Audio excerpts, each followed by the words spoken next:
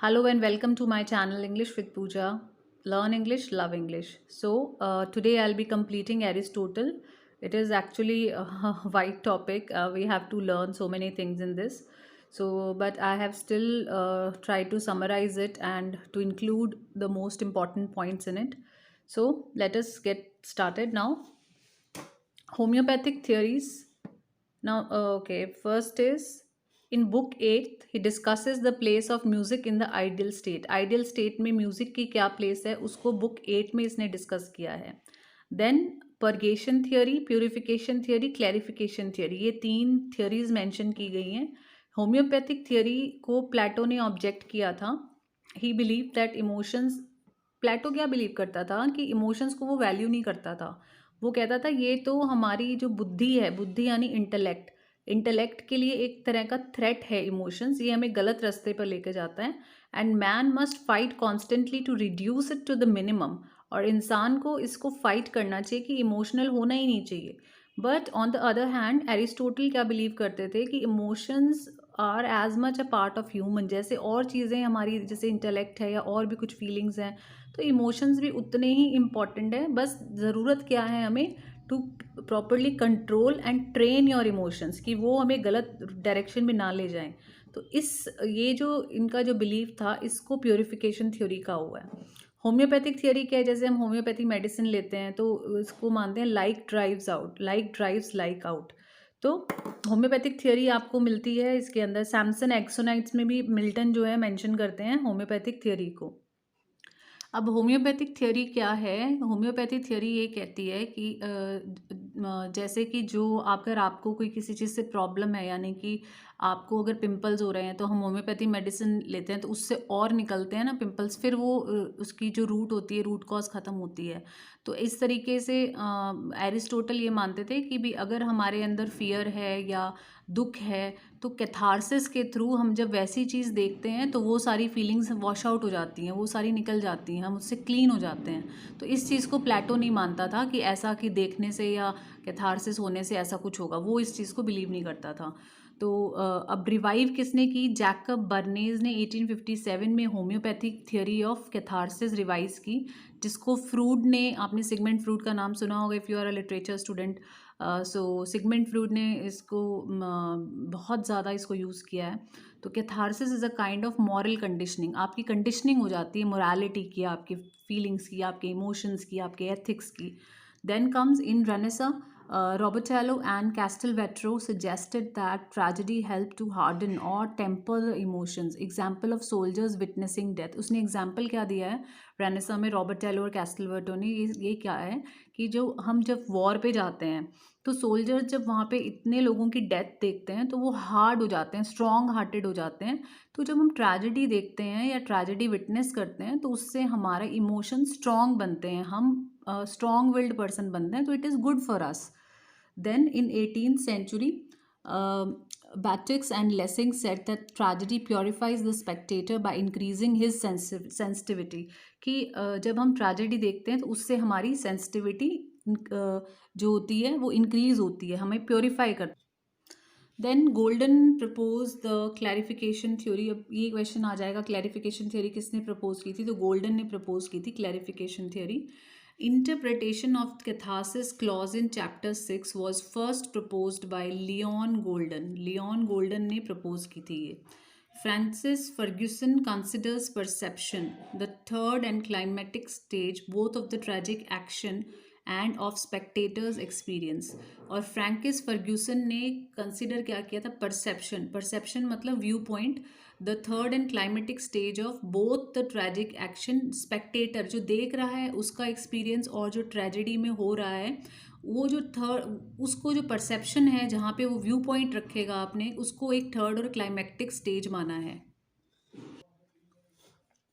Now here James Joyce uses epiphany. James Joyce क्या कहते हैं कि जब बहुत सारे डिस्परेट इवेंट्स, ऐसे इरेटिक इवेंट्स जो हैं वो सारे कंबाइन एक कोहरेंस में हमारे दिमाग में एक प्रॉपर एक सीरीज ऑफ इंसिडेंट्स के रूप में आ जाते हैं, तो एक विजन ऑफ ट्रुथ क्रिएट होता है, हमें कुछ कोई एक सच्चाई नज़र आती है, उसको एपिफेनी बोला है उन्होंने. और ऑस्टिन वैरन ने फ्रेज क्या यूज़ किया है? Rage for order. To describe both the object of poets quest, जिस चीज़ की तलाश में पोएट है, and the need in the reader, जो रीडर की नीड है कि वो उसको एक सेटिस्फैक्शन, एक खुशी, एक डिलाइट मिलना चाहिए पोइट्री से, तो उसको इसने नाम दे दिया रेज फॉर ऑर्डर। अब प्रोटोटाइप ऑफ ट्रेजेडी, अब ये क्वेश्चन आ सकता है, this is very important. What is like ऐसे आ जाएगा कि prototype of catharsis is theology, what is prototype of tragedy. तो ट्रेजेडी का प्रोटोटाइप रिलीजियस रिचुअल है और कैथारसिस का प्रोटोटाइप थियोलॉजी है। Structure of the plot, very very important, इसको अच्छे से पढ़ना है आपको एग्जाम में, इसमें से क्वेश्चंस बहुत आते हैं, तो डायरेक्ट क्वेश्चंस भी आ जाते हैं। इसमें सेवेंथ चैप्टर में हैं, पोएटिक्स की सेवेंथ बुक में हैं, 3 स्टेटमेंट्स हैं। It must be of a certain size, it must have a certain structure, it is the soul of a tragedy, इसके बिना ट्रेजेडी में कुछ भी नहीं है। अब बात करते हैं प्रॉपर साइज़ ऑफ प्लॉट की। तो प्रॉपर, ये मैंने पहले भी बताया था कि इतना होना चाहिए प्रॉपर साइज़, कि ना तो बहुत छोटा कि 1 मिनट में ख़त्म हो जाए, और ना ही इतना लंबा कि बहुत एक्सेस में लंबा भी नहीं होना चाहिए और बहुत ज़्यादा छोटा भी नहीं होना चाहिए। इतना होना चाहिए कि उसमें सीरीज़ ऑफ इंसिडेंट्स प्रॉपर हों, उसमें आप रिवर्सल दिखा सको, पेरिपेटिया, रिकग्निशन, एनाग्नोरिसिस जो हमने किया था वो दिखा सको, तो इस हिसाब से होना चाहिए। फिर एरिस्टोटल ने ये भी कहा है कि magnitude and order are essential to an object of beauty, उसका साइज़ और किस ऑर्डर में वो है, that is very very important. Organic unity, plot should be an imitation of an action that is one and whole, and its separate incident must be so connected that if one is change, ये हमने पहले भी बात कर ली कि जो unity of plot है वो इस तरीके की होनी चाहिए कि अगर एक इंसिडेंट भी बीच में से निकाल दिया जाए तो पूरी ट्रेजेडी डिसलोकेट हो जाए, पूरा का पूरा मीनिंग ही अपसाइड डाउन हो जाए। तो यूनिटी इस तरीके की होनी चाहिए। Now coming on to simple और कॉम्प्लेक्स प्लॉट। तो प्लॉट में भी सिंपल एंड कॉम्प्लेक्स, सिंपल भी हो सकता है, कॉम्प्लेक्स भी हो सकता है। In a simple plot there is a change of fortune without reversal of the situation and without recognition. Simple plot में रिवर्सल और रिकग्निशन नहीं होगा, जो हमने पेरिपेटिया और एनाग्नोरिसिस का है वो नहीं होगा। कॉम्प्लेक्स में क्या होगा, रिवर्सल और रिकग्निशन एक एक भी हो सकते हैं और दोनों चीज़ें साथ भी हो सकती हैं। नाउ प्लॉट को इसने 2 में डिवाइड किया है, कॉम्प्लिकेशन एंड डिनाउमेंट। कॉम्प्लिकेशन क्या है कि एक्शन का वो पार्ट जो कि शुरुआत से लेके उस पॉइंट तक है जहाँ पे एक टर्निंग पॉइंट आएगा, वहाँ तक, टर्निंग पॉइंट तक। और डिनाउमेंट क्या है कि टर्निंग पॉइंट से लेके एंड तक, तो इन दोनों को इसने डिवाइड किया है। और कोरस को भी बोला है कि कोरस भी एक एक्टर रिगार्ड, क्वेश्चन आ जाएगा कि कोरस को रिगार्ड करना चाहिए एक्टर, मान इसने बोला है एरिस्टोटल ने ये या नहीं, तो माना है इसने कि इसको रिगार्ड करना चाहिए एज एन एक्टर। फिर एरिस्टोटल एंड 3 यूनिटीज़, ये बहुत इंपॉर्टेंट है। तो एरिस्टोटल ने ये सिर्फ यूनिटी ऑफ एक्शन पे ही स्ट्रेस दिया है और इसने और किसी चीज़ पे स्ट्रेस नहीं दिया। Unity of action and unity of plot, unity of place की भी इसने बात नहीं की, यूनिटी ऑफ टाइम की भी इसने कहीं पे भी बात नहीं की। कॉमेडी के बारे में देखें तो कॉमेडी के बारे में इसने इतनी बात नहीं की है, बहुत थोड़ा लिखा है। चैप्टर 5 के अंदर an imitation of bad characters deals with the abnormal but not unusual. Inferior characters आप बोल सकते हो, और एबनॉर्मल और अनयूजुअल नहीं होते, यूजुअल कैरेक्टर्स होते हैं, तो उनके ऊपर कॉमेडी बेस्ड होती है। ज़्यादा इसने इस ट्रेजेडी के ऊपर ही बात की है। फिर एपिक एंड ट्रेजेडी के बारे में इसने बात की है 23rd चैप्टर में पोइटिक्स के, कि epic poetry is Epic poetry is a poetic imitation which is narrative in form and employs a single meter. Epic poetry एक ऐसी imitation है जो जैसे कि कोई नरेटर हमें नरेट कर रहा हो उस टाइप की होती है, और सिंगल मीटर होता है उसके अंदर। फिर epic is the second manner of imitation. It lacks one form found in tragedy. जो ट्रेजेडी में एक फॉर्म पाई जाती है तो वो एपिक में नहीं होती, तो इसने इसको सुपीरियर माना है। One form found in tragedy, the tragedy of spectacle. किस चीज़ में लैक करती है epic, tragedy of spectacle. Tragedy हम देखते हैं, एपिक हम सुनते हैं।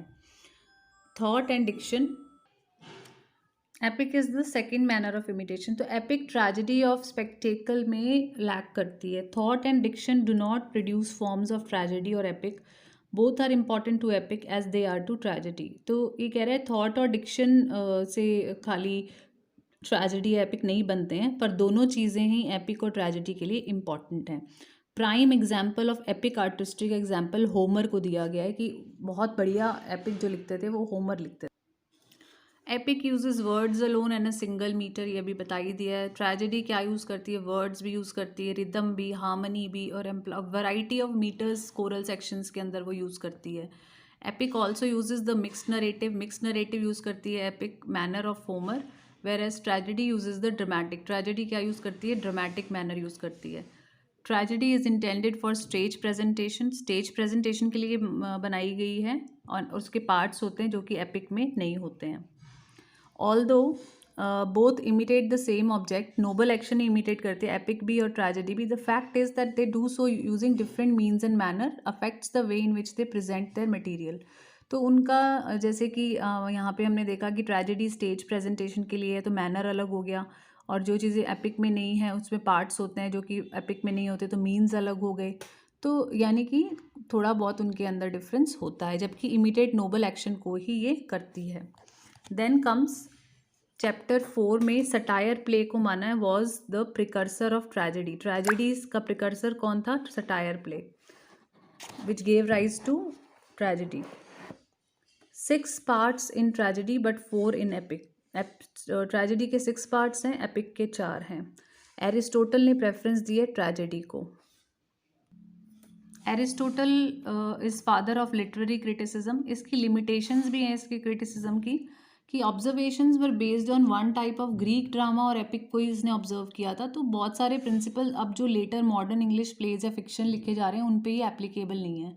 तो और he was surprisingly silent about lyric poetry के बारे में इसने कुछ भी नहीं कहा, एंड ओड्स भी नहीं कहा, and were composed by Pindar and Sappho, जबकि उसके टाइम में पिंडार और साफो के ओड्स उसने भी पढ़े थे पर उनके बारे में कुछ भी मेंशन नहीं किया गया। Aristotle never gave appreciation of a single book, much less of a single author. उसने कभी भी एक सिंगल बुक की अप्रिसिएशन नहीं दी है। तो here friends we have completed Aristotle for RPSC as well as NET. तो पूरा आप इसमें इसके 3 से शायद ये 4th वीडियो है एरिस्टोटल के ऊपर। तो आप सारे वीडियो को एक साथ 1 बाय 1 गो थ्रू करेंगे तो you will come to know all the important points of Aristotle which are really very very important according to the view point of examination. तो इसमें से जो मैक्सिमम क्वेश्चंस इसके अंदर से आरपीएससी का अगर आप क्वेश्चन पेपर चेक करें तो बहुत सारे क्वेश्चंस इसके अंदर से आए हुए हैं। तो elements of tragedy, plot, unity, ये सब बहुत इंपॉर्टेंट है, तो please do it and thank you so much. And if you really like the video, if it is useful for you, please do like, share and subscribe. Thank you so much.